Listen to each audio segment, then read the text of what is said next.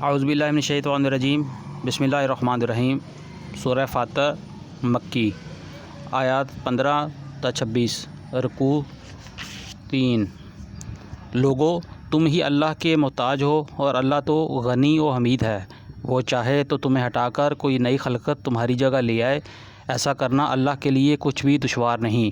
کوئی بوجھ اٹھانے والا کسی دوسرے کا بوجھ نہ اٹھائے گا، اور اگر کوئی لدا ہوا نفس اپنا بوجھ اٹھانے کے لیے پکارے گا تو اس کے بار کا ایک ادنا حصہ بھی ہٹانے کے لیے کوئی نہ آئے گا، چاہے وہ قریب ترین رشتہ دار ہی کیوں نہ ہو۔ اے نبی صلی اللہ علیہ وآلہ وسلم، تم صرف انہی لوگوں کو متنبہ کر سکتے ہو جو بے دیکھے اپنے رب سے ڈرتے ہیں اور نماز قائم کرتے ہیں۔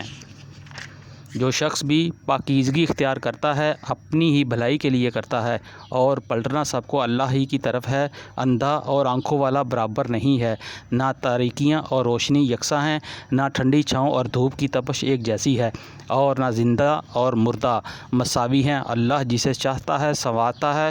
مگر اے نبی صلی اللہ علیہ وآلہ وسلم، تم ان لوگوں کو نہیں سنا سکتے جو قبروں میں مدفون ہیں، تم تو بس ایک خبردار کرنے والے ہو۔ ہم نے تم کو حق کے ساتھ بھیجا ہے، بشارت دینے والا اور ڈرانے والا بنا کر، اور کوئی امت ایسی نہیں گزری ہے جس میں کوئی متنبہ کرنے والا نہ آیا ہو۔ اب اگر یہ لوگ تمہیں جھٹلاتے ہیں تو ان سے پہلے گزرے ہوئے لوگ بھی جھٹلا چکے ہیں۔ رسول کھلے دلائل اور صحیفے اور روشن ہدایات دینے والی کتاب لے کر آئے تھے، پھر جن لوگوں نے نہ مانا ان کو میں نے پکڑ لیا، اور دیکھ لو کہ میری سزا کیسی سخت ہے۔ صدق اللہ العظیم۔